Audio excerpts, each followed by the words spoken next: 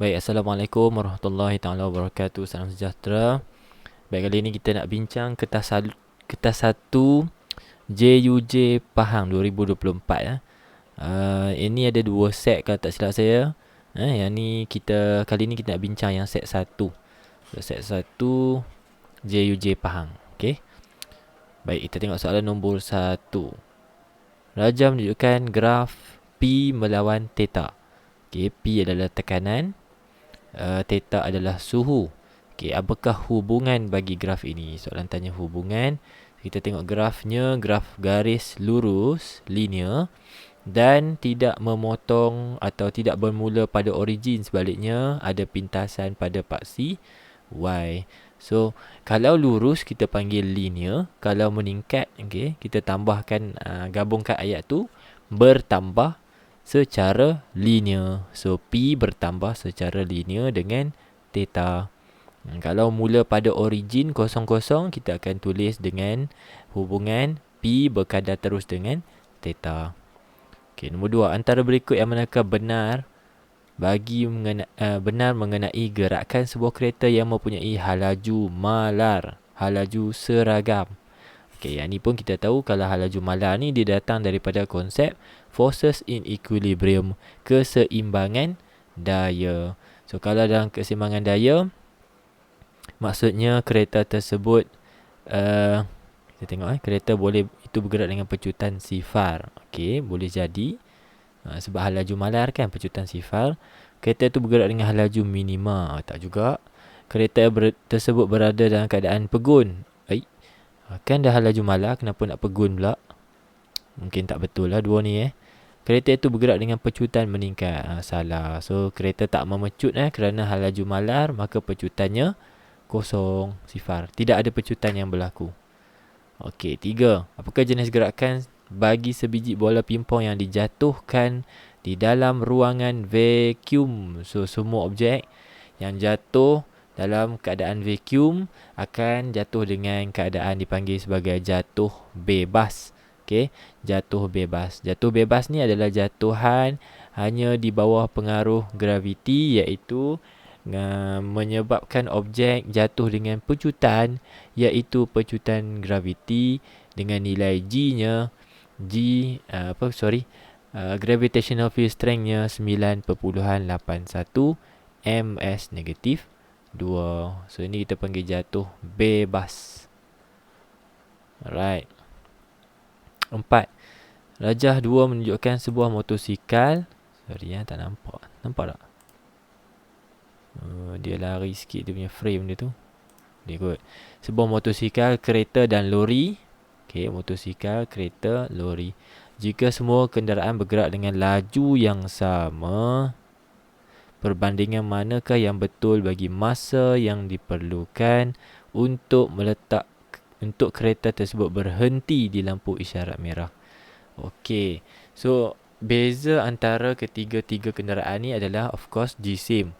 Jisim lori yang paling besar, jisim motosikal yang paling kecil. So, untuk kenderaan tersebut berhenti pada lampu isyarat merah, masa yang diambil of course adalah tak sama. Okay. So, yang ni bergantung, masa yang diperlukan untuk betul-betul berhenti bagi kenderaan ini bergantung kepada inersia. Inersia ni bergantung kepada satu faktor, iaitu jisim. Jika jisim objek besar, maka kesan inersia juga besar. Apa contoh kesan inersia yang besar? Mengambil masa yang lama untuk berhenti, mengambil masa yang lama untuk mula bergerak, mengambil masa yang lama untuk mengubah arah. So, yang ni adalah ciri-ciri bagi lori. Okay. So, kalau nak bandingkan comparison masa, masa yang paling lama which is the lori. Yang paling singkat adalah motosikal. C. Baik, 5. Kereta. Rajah 3 menunjukkan seorang budak lelaki sedang menaiki sebuah kereta mainan sebelum dan selepas melanggar sebuah meja.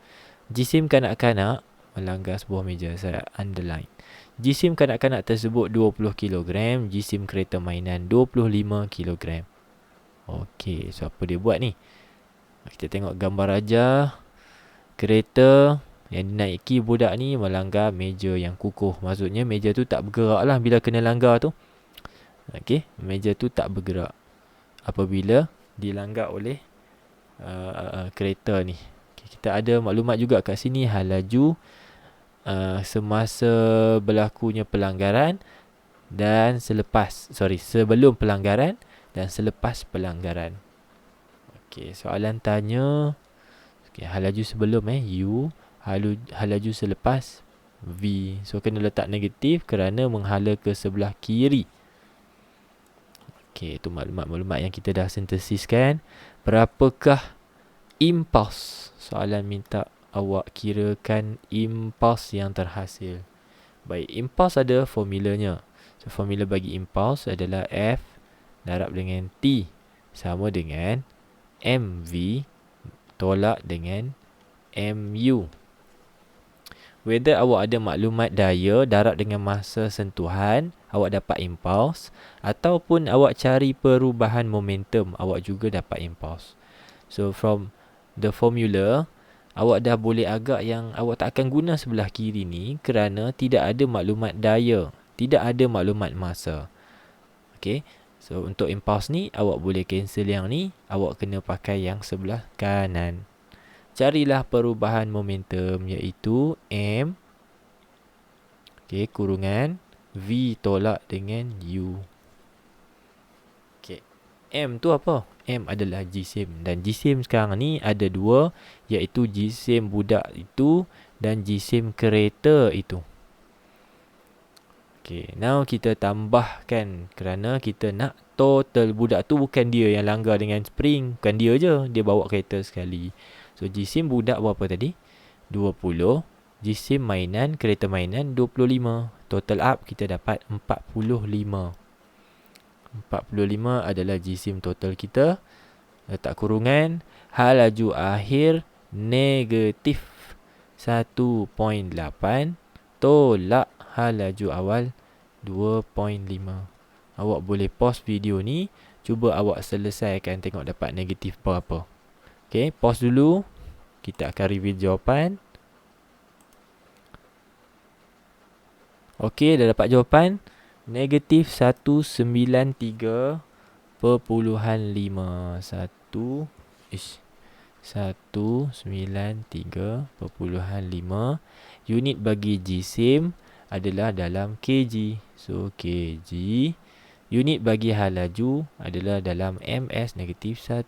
So ms negatif 1. Okay, D selesai. Tengok soalan seterusnya. Apakah yang akan berlaku sekiranya daya yang dikenakan ke atas objek yang bergerak dengan hal laju seragam ditingkatkan pada arah gerakannya? Okey, soalan nak tanya apa ni? Panjang-panjang ni. Apakah yang berlaku sekiranya daya yang dikenakan ke atas objek yang bergerak dengan hal laju seragam? Orang highlight benda lain, dia highlight benda lain. Hal laju seragam ditingkatkan. Daya tu ditingkatkan. Okey, apa jadi pada objek tu? Objek tu tengah bergerak. So kita apply daya, objek tu tengah bergerak dengan hal laju seragam. Okey. So kita apply daya dan kita tingkatkan daya dalam arah gerakan dia tu. Apa jadi pada objek? Of course objek akan mengalami pecutan. Objek tu dah bergerak dah. So katalah objek tu bergerak dengan hal laju seragam. Ni troli tau. Troli ni bergerak dengan hal laju seragam, bermaksud daya depan dengan daya belakang dia sama besar. Contohnya depan 2 Newton, belakang 2 Newton. Okey, dia bergerak ke kanan contohnya. Okey, move. Boleh Kalau daya sama boleh bergerak. Awak yang terkejut pula. Tidak semestinya objek tu pegun. Soalan kata bergerak dengan hal laju seragam. Okey. Dan soalan tanya, kalau kita apply daya dan kita tingkatkan daya pada arah gerakannya. Ni arah gerakannya kan? Tambah sini daya. Katalah tambah lagi 2 Newton. So bahagian depan ni sudah jadi 4 Newton. Bahagian belakang masih lagi 2 Newton. So keadaan sekarang bukan lagi dalam keseimbangan daya. So daya depan lagi besar dari daya belakang. Bermaksud objek sekarang mengalami pecutan. Acceleration. Nombor 7, seorang atlet parkour. Parkour ni dia aksi lah kan. Aksi lompat, landing, berguling. So ni lompat daripada dinding yang tinggi turun ke bawah. Dan apabila sampai ke bawah, beliau membengkokkan kaki selepas membengkokkan kaki semasa mendarat. Ni tu. Gerakannya adalah membengkokkan kaki. So yang manakah benar? So gerakan bengkokkan kaki ni adalah gerakan yang membantu atlet tersebut memanjangkan masa sentuhan antara kaki dengan tanah, dengan lantai.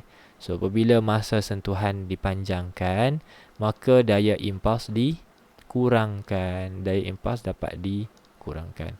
The impulsive force can be decreased. So mana satu? Mengurangkan impuls, masa hentaman singkat, meningkatkan daya impuls, memanjangkan masa hentaman. Okey, masa hentaman, masa sentuhan. Alright. Ini konsep apa? Impulsive force. Impulsive force daya impuls. Ni formula dia. Hubungan antara masa hentaman atau masa sentuhan dengan daya impuls. Kalau masa sentuhan jadi panjang, impuls akan jadi, impulsive force akan jadi makin kecil. Kenapa pula nak bagi impulsive force kecil? Kalau soalan tanya kenapa? Reduce the risk of injury. Reduce the risk of injury. Mengurangkan risiko kecederaan. Bukan tak cedera. Bukan membolehkan beliau tidak cedera. Tak tentu juga kan. Tapi mengurangkan risiko kecederaan. Okey, 8. Sebuah rover berjisim 1025 yang mendarat di planet Marikh. Rover ni perayap lah jenis perayap ni. Maksudnya dia merayap atas permukaan. Dia bergerak atas permukaan Marikh. Antara berikut yang manakah benar menerangkan berat rover di Marikh? G untuk Marikh adalah jauh lebih kecil dari G di bumi. Maka nilai gravitational field strength mempengaruhi nilai berat. Maka kita dapati bahawa berat objek di Marikh akan jadi lebih kecil dari berat objek di bumi. So yang manakah benar menerangkan tentang berat Marikh? Beratnya sifar? Salah. Beratnya berkurang? Mungkin. Berat bertambah? Tak mungkin. Berat tak berubah? Tak mungkin. Berat tak berubah? Salah. Jisim tak berubah? Betul. Okey. Yang manakah betul menerangkan hukum Kepler pertama? Hukum Kepler pertama ni pasal orbit kan, berbentuk elips. Paksi semi major? Salah. Orbit elips. Okey, mungkin betul. Kuasa 2 tempoh adalah berkadar terus. Yang ni Kepler ketiga. Garis yang menyambungkan bla bla bla bla. Yang ni Kepler kedua. Okey, B. 10. Sebuah roket sedang berlepas dari permukaan bumi. Okey, permukaan bumi, permukaan bulan. Okey, yang ni permukaan bumi, permukaan bulan. Okey. So apa yang sedang berlaku dekat sini? Roket yang cuba escape from the earth. Mestilah ada escape velocity. Hal laju lepas. Hal laju lepas ni adalah hal laju minimum bagi satu objek untuk terlepas dari daya graviti sesebuah planet atau daya graviti bumi lah kalau escape velocity untuk bumi. So sebab bumi jisimnya lebih besar, maka escape velocity-nya lebih besar. Bulan jisimnya kecil, maka escape velocity-nya kecil atau rendah. Nilai dia kecil je lah. Sebab tu kita kita dikatakan pernah landing di bulan dan boleh balik semula ke bumi. Sebab kalau kita pergi landing dekat planet yang jauh lebih besar dari bumi, nanti kita nak escape daripada planet tu tak boleh. Kalau jisim planet yang kita landing tu besar, kita perlukan thrust yang lebih, which is susahlah bagi sesuatu teknologi tu nak ada thrust yang jauh lebih besar, nak nak overcome the escape velocity yang akan lagi besar daripada bumi. Okay, yang ni G-Sim Planet tau. G-Sim Planet pelajar-pelajar, bukan G-Sim roket tersebut, bukan. G-Sim Planet. Kalau bulan-bulan lah, kalau bumi. Okay, saya highlight situ, awak jangan keliru pula. Soalan tanya, sekiranya roket yang sama sedang berlepas dari permukaan bulan seperti ditunjukkan dalam 6B, kuantiti fizik manakah akan berkurang? Okay, so yang tu jawapannya escape velocity, laju lepas akan berkurang. Kalau soalan tanya, terangkan kenapa, kerana jisim bulan adalah lebih kecil dari jisim bumi. Lebih kecil jisim satu planet, lebih rendah laju lepasnya. Raja menunjukkan sebuah kuali yang digunakan untuk memasak. Okey. Diperhatikan bahawa keluli tahan karat lebih cepat panas berbanding pemegang kayu. Keluli tahan karat. Okey, yang ni keluli tahan karat ni bahagian tepi ni, sini. Dia macam handle, some sort of handle jugalah. Ya ke? Yang ni pemegang kayu. So dia ada dua bahagian pemegang Antara ikut yang manakah benar, ada satukah betul. Okay, ni mesti. Kalau soalan tanya pasal kadar pemanasan atau suatu bahan tu cepat panas ke, cepat sejuk ke, ianya berkait dengan nilai specific heat capacity. Ni awak dalam exam yang tulis macam ni tau. Saya ringkaskan saja. Awak kena tulis penuh. Specific heat capacity, muatan haba tentu, nilai C tu lah. Kalau nilai C nya kecil, maka dia cepat panas, cepat sejuk. C nya besar, lambat panas, lambat sejuk. Tapi dalam exam kita tak boleh tulis ni cepat panas, cepat sejuk. Cantik lagi kalau awak tulis, kalau nilai C nya kecil, misalnya macam stainless steel C dia kecil. Okay, nilai C, specific heat capacity nya kecil, maka dia ada property ni. Dia takes shorter time to increase in temperature. Mengambil masa yang lebih singkat untuk meningkat suhunya, untuk mengalami peningkatan suhu. Ni lebih cantik lagi lah. Awak pakai yang ni, insya-Allah always true lah. Take shorter time, mengambil masa yang lebih singkat untuk meningkat suhunya atau berlaku peningkatan suhu. So satu lagi sifat dia, takes shorter time juga to decrease in temperature.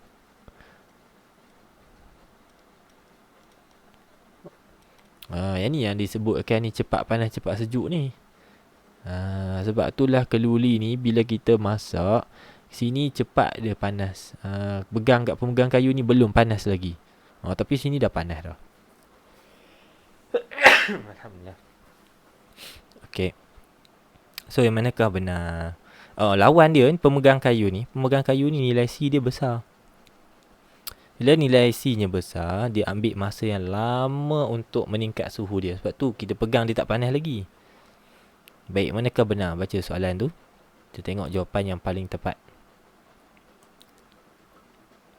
Okay, obviously yang A ni kita tengok muatan haba tentu. Specific heat capacity of the stainless steel. C untuk stainless steel lebih kecil dari specific heat capacity of the wooden handle. So yang ni yang saya cerita tadi ni lah. Okay, next.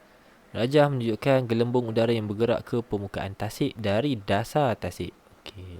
Suhu air adalah malar. So apa berlaku ni? Volume makin lama makin meningkat. Okay, kenapa? Di bawah ni volumenya kecil kerana pressure-nya tinggi. Macam mana cikgu tahu pressure tinggi, cikgu? Kerana ni kan kawasan yang dalam. Kat dasar ni kawasan yang dalam. So the greater depth, the greater the pressure. Makin menghampiri atas, maka depth, kedalaman, makin berkurang. Bila kedalaman dalam cecair berkurang, pressure makin rendah. So, pressure yang rendah menyebabkan gelembung udara isi padunya bertambah. Yang ni saya lukis pressure berkurang tau. Sini pressure tinggi, nampak saya lukis panjang. Pressure besar. So, dia tekan. Pressure tu menekan gelembung udara dalam keadaan volume yang lebih kecil. Bila dia menghampiri permukaan air, pressure makin kecil, maka volume jadi makin besar. So, apa hubungan pressure dengan volume ni? Kalau kita tengok, semakin tinggi pressure, semakin kecil isi padu volume. Ini hubungan dia. Kalau soalan tanya, apa nama hukum gas ni? Jawapannya adalah Boyle's Law, hukum Boyle. Okey, tengok mana jawapan yang tepat. Tekanan cecair berkadar terus dengan isi padu. Mana boleh, bukan berkadar terus. Semakin bertambah tekanan cecair, semakin berkurang isi padu gas. Okey, mungkin juga. Kita tanda dulu. Gelembung udara bergerak ke permukaan tasik dengan hal laju seragam. Oh, memang tak lah ni. Kita pun tak tidak menerangkan. Jawapan ini tidak diterangkan oleh gambar rajah di atas. Isi padu gelembung udara semakin membesar apabila mendekati permukaan tasik. Dah betul dah. Kerana tekanan cecair bertambah. Alamak, salah. Kerana tekanan cecair berkurang. Okay, B. 13. Rajah menunjukkan seorang pelajar menggerakkan spring slinky secara menegak. So, dia gerak ke atas, gerak ke bawah, gerak ke atas, gerak ke bawah, macam tu. So, dapatlah wave seperti mana, gelombang seperti mana dalam rajah 9. Okey, dan arah perambatannya ke kanan. Sekiranya pelajar menambah laju gerakan spring slinky tersebut, apakah yang akan berlaku? So, dia gerakkan ke atas bawah dengan hal laju yang lebih tinggi. Apa berlaku? Tenaga spring slinky bertambah, tempoh bertambah, frekuensi bertambah, amplitude bertambah. So, kalau dia gerak dengan lebih laju, bermaksud dia boleh hasilkan lebih banyak. Macam ni ya. Lebih laju lah ni. Zap, zap, zap, zap. So, apa beza gelombang yang asal tadi dengan sekarang? So, of course, kat situ kita boleh dapati bahawa frekuensi spring slinky bertambah. Apa maksud frekuensi? Frekuensi adalah jumlah ayunan lengkap dalam satu saat. Okey, jumlah ayunan lengkap dalam masa satu saat. So, kalau kita kira jumlah ayunan lengkap tu, kita assume lah ni assumption je. So, yang tadi berapa ayunan lengkap? 1, 2, sekejap. 1. Padam sekejap.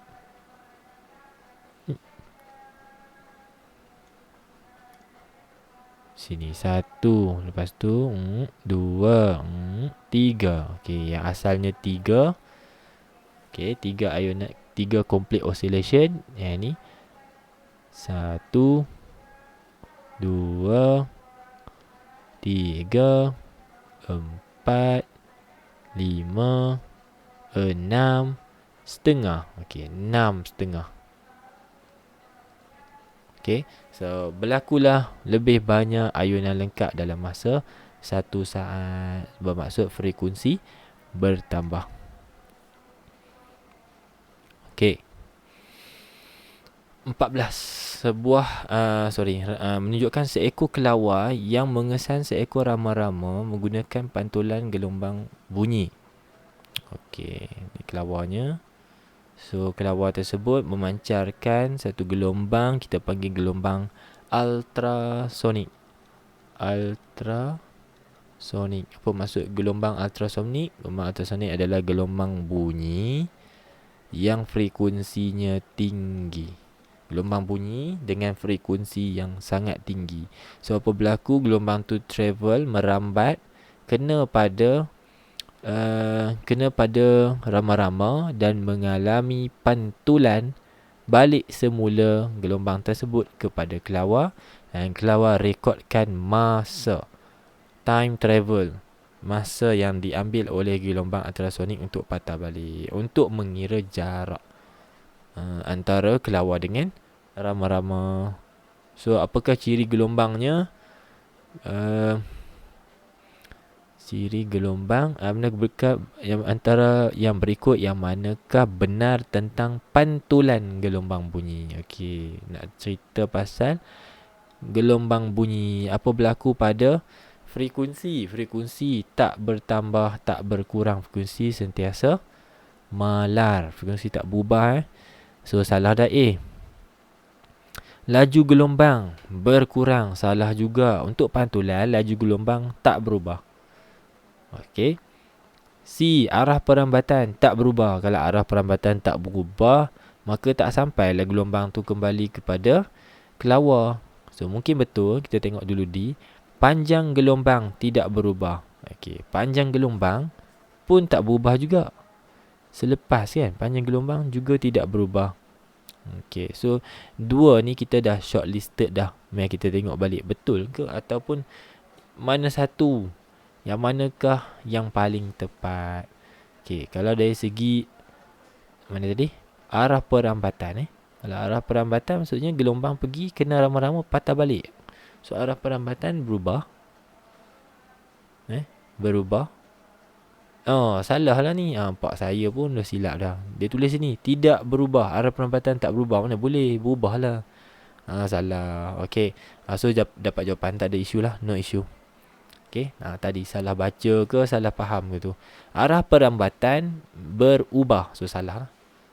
So from here, daripada kelawar tu pergi ke kanan, kena rama-rama ke kiri. Kan berubah tu arah perambatan. Okey, D.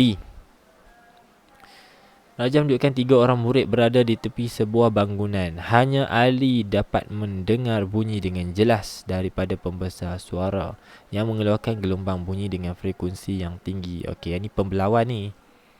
Kita ada celah. Gelombang tu dia akan diffracted. Macam ni spread out. Tapi malangnya Ali saja dapat. Macam tu. Ali saja yang dapat mendengar bunyi dari pembesar suara yang manakah menerangkan situasi di atas. Okey, pembelawan Kesan pembelawan gelombang bunyi lebih ketara. Laju gelombang bunyi berkurang selepas terbelau. Dalam pembelawan memang laju akan berkurang. Ya ke? Pembelawan salah. Laju tak berubah. Salah yang akan mengurangkan laju hanyalah pembiasan. So salah.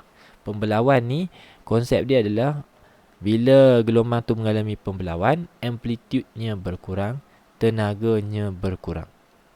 Macam tu. Kesan pembelawan bunyi adalah kurang ketara. Frekuensi tinggi menghasilkan panjang gelombang yang tinggi. Salah. Okey, kalau V equals to F lambda, frekuensi yang tinggi menghasilkan panjang gelombang yang pendek. Ini baru betul. Okay. So kenapa Adli dengan Abu tak dengar? Jawapannya kerana kesan pembelawan kurang ketara. Okay. So macam nak bagi dengar, pastikan laluan ni lagi sempit. Macam mana? Sempit mana? Sesempit mana?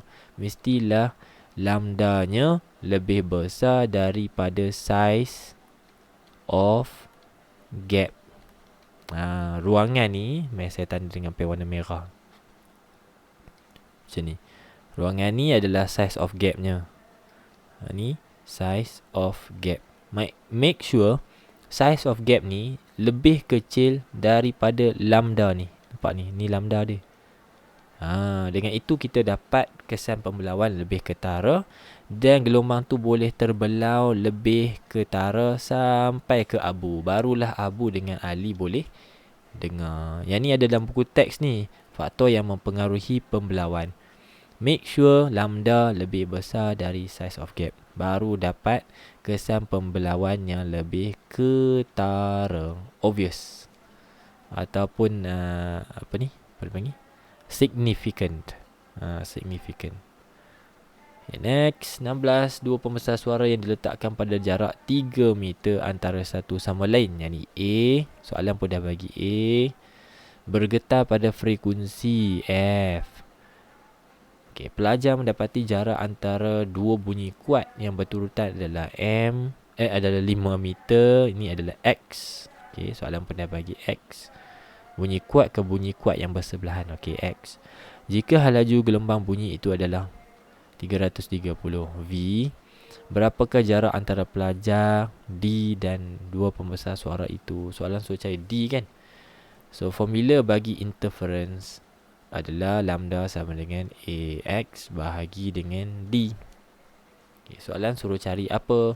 Soalan suruh cari D. Kita pun highlight D. Macam mana nak cari D? Kita rearrange dulu formula. D letak di depan, kita dapat AX bagi lambda. Nak kita check maklumat. Ada tak A? Ada. Ada tak X? Ada. Okay, A ada, X ada. Yang kita belum ada adalah lambda. Macam mana kita nak cari lambda? Dan apa yang kita ada pada soalan? So now, tadi A dah selesai, X dah selesai. Bukan dah selesai lah, maksudnya kita dah acquire, kita dah obtain maklumat dia tu. A dengan X. Lambda je belum. So dua ni, F dengan V ni, apa hubungan dia dengan lambda? Datanglah formula speed of wave. V equals to F lambda. Untuk cari lambda, kita boleh bahagikan V dengan F. Rupa-rupanya. Okey, rupa-rupanya V sudah diberi. V tu 330. Mengkoma bahagi dengan 97. Mengkoma 97. 330 bahagi 97. Mengkoma tekanlah kalkulator mengkoma tu. Berhati-hati. Okey, sudah dapat. Sudah dapat nilai lambdanya 3.4020.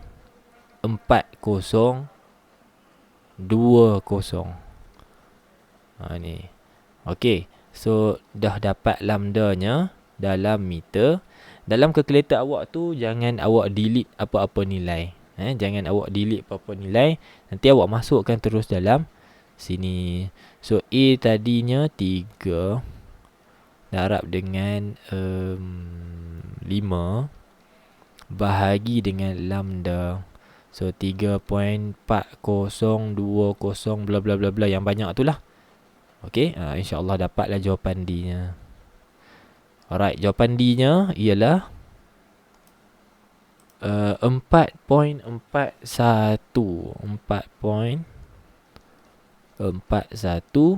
meter. Okey. Simple kan? Simple matematik tu. Cuma soalan ni nak awak cari lambda dulu. Setengah-setengah soalan tu dia dah bagi dah lambda sini. So moral dia dekat sini, awak boleh cari lambda daripada formula yang menghubungkan F dengan V. Formulanya apa? Allahu Akbar. Nak highlight V je pun. Menguji kesabaran. Betul lah. Boleh tak? Oh, lantak lah. Tak boleh F dengan V yang ni hubungan dia, boleh cari lambda. Okey, sudah. 17. Rajah menunjukkan sebuah tempat peranginan yang terletak di dalam kawasan hutan, tetapi masih dapat menerima isyarat gelombang radio telefon bimbit. Okey, banyak pula teraya tahun ni cerita pasal gelombang radio. Pak hutan lah, di camping lah, kawasan berbukit lah. Kalau marah tu pun ada yang lebih kurang macam ni Nanti kita bincang. Ada soalan dia tu. Pernyataan manakah menerangkan situasi di atas? Okey. So, kenapa masih boleh terima? Kerana gelombang radio mempunyai tenaga yang tinggi. Udah salah. Mana pula gelombang radio tenaga tinggi? Gamma ray tenaga tinggi kan? Mudah tersebar. Gelombang radio merambat dengan laju yang lebih tinggi di belakang halangan. Oh, tidak. Mana pula ni belakang halangan tiba-tiba jadi lagi laju. Dia terbelau. Lajunya masih sama, amplitude-nya berkurang. Ni pembelawan tau. Celah-celah pokok tu maksudnya ada slit, ada gap. So ni konsepnya pembelawan. Kalau awak belum tahu, pembelawan atau diffraction. Gelombang radio mempunyai panjang gelombang yang lebih besar. Okey, macam nak betul dah. Mudah terbelau. Okey, macam betul. Ini kita punya calon jawapan C. Kita cuba tengok D dulu. Gelombang radio mempunyai frekuensi yang lebih tinggi apabila merambat belakang. Dah salah. Okey, C. Next. 18. Amira berdiri di bahagian bawah kolam perspek. Dia melihat adiknya sedang berenang di dalam kolam, berada lebih dekat berbanding jarak sebenar. So adik dia ni duduk dalam kolam. Dia duduk di bawah bahagian kolam tu. Dia tengok adik dia. Dapati bahawa adiknya sedang berenang lebih dekat berbanding jarak sebenar. So image adik dia bawah ni kot, bawah dia. Macam tu, di bawah dia, di bawah keadaan kedudukan sebenar dia. Okey. Antara berikut yang manakah menerangkan kejadian ini? Ketumpatan optik air lebih tinggi berbanding udara. Betul. Optical density air lebih tinggi. Nombor 1 betul. Sinar cahaya dari adiknya terbias menjauhi garis normal. Mari kita tengok garis normal. Kalau kita lukis garis normal kat sini, maka cahaya tu terbias menjauhi. Betul dah tu, menjauhi garis normal. Allah, silap arah silap tu. Sebabnya kakaknya yang melihat adik, maka cahaya mesti daripada image tu kepada mata si pemerhati. Macam tu arah dia ke situ. Betul juga. Indeks biasan air lebih tinggi dari indeks biasan perspek. Oh, salah. Perspek. Ni perspek sorry, ni ada perspek sini ni. Tak di label lah.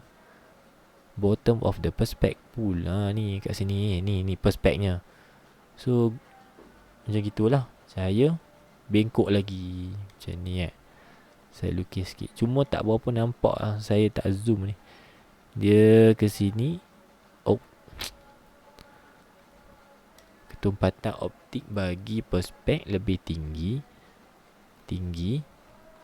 Kurang tumpat ke tumpat mendekati sini. Lepas tu tumpat ke kurang tumpat menjauhi. Macam tu. Masuk dalam mata. Walaupun tak masuk tepat-tepat di mata tu. Tu lukisan dia Okey, indeks biasan air lebih tinggi dari salah. Perspek lebih tinggi Laju cahaya dalam air lebih tinggi berbanding laju cahaya di dalam udara.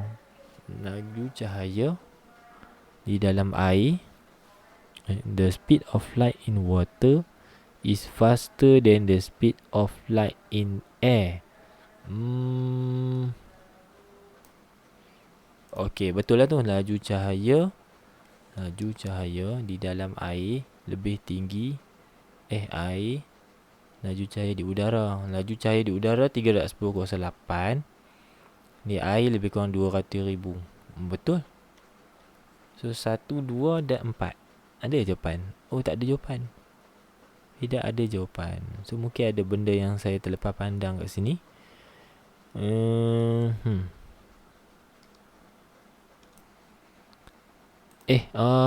Okay. So tadi laju cahaya dalam air lebih tinggi berbanding laju cahaya dalam udara. Laju cahaya di udara adalah 3/10,8 kan. Kita assume lah di udara dengan vacuum tu 3/10,8.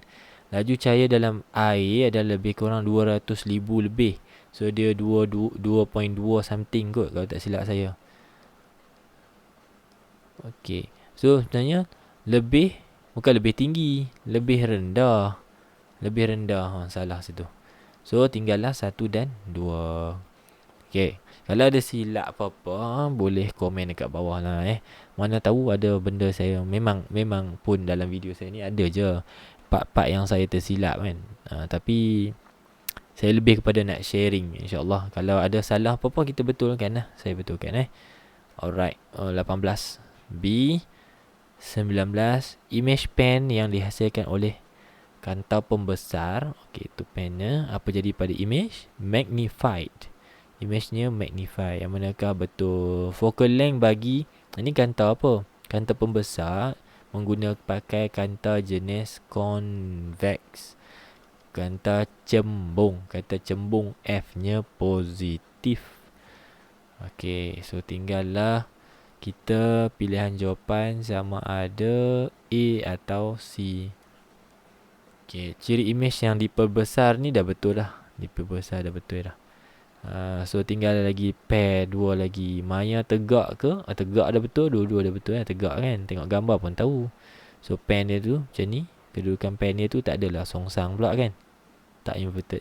So sama ada ianya maya atau nyata. So mana satu? Okey, maya. So jawapannya adalah A maya. Virtual. Ini untuk khusus untuk magnifying glass tu ciri image dia. 3 pair tu. 3 combination of type of image. Dan 20. Rajah nak menunjukkan sebuah kubah cermin yang terletak di Illinois, Chicago. Okey, ini bangunan lah tu. Dia bentuk kubah. Okey, dan kita dapati bahawa bentuk kubah ni adalah jenis ataupun hampir kepada cermin cembung. Cermin cembung tengok cermin cembung dia punya image yang terbentuk pada bangunan tu, pada struktur ni adalah bangunan pencakar langit besar tu. Bangunan yang sebesar alam tu, besar alam. Bangunan yang besar-besar dan tinggi-tinggi tu berjaya duduk dalam bangunan struktur kecil ni. Bermaksudnya image itu diperkecilkan. Diperkecilkan. Sebab itu ciri kepada cermin cembung. Cermin cembung adalah menyebabkan image diperkecilkan. Okey, faktor manakah yang menyebabkan image di atas terhasil? Objek terletak pada titik fokus cermin cekung. Cekung salah. Objek terletak di mana-mana kedudukan di hadapan cermin cembung, mungkin betul. Objek terletak di antara titik fokus dan pusat kelengkungan cermin cekung, salah. Objek terletak di antara titik fokus dan pusat kelengkungan cermin cembung, mungkin betul sebab dia pakai cembung. Cuma awak kena tentukan di manakah ciri image yang menghasilkan image, kedudukan objek yang menghasilkan image diperkecilkan. Okey. So kalau awak tengok lukisan ray diagram, lukisan garis cahaya tu, sinar cahaya bagi cermin cembung. Cermin cembung ni dia cara melukisnya ada satu saja, kerana awak letaklah di mana-mana pada bahagian cermin cembung, awak akan dapat ciri image yang sentiasa sama. Ciri image yang sentiasa sama iaitu diperkecilkan. Kalaupun awak tengok buku teks balik, awak dapati bahawa letaklah di mana-mana pun. Katalah yang ni dia punya titik fokus. Okey, lagi setengah lagi kita ada C iaitu center of curvature. Awak letak depan ni pun awak akan dapat diperkecilkan. Letak jauh lagi pun awak dapat image-nya diperkecilkan. Awak letak lagi hampir pun diperkecilkan. So regardless of the position, taklah mana-mana pun di depan cermin cembung tu, awak dapat diperkecilkan. Image tersebut diperkecilkan, tegak dan maya. Okay, so itu saja untuk bahagian 1. InsyaAllah kita sambung lagi dalam bahagian 2 untuk soalan-soalan yang seterusnya. Terima kasih. Assalamualaikum. Bye.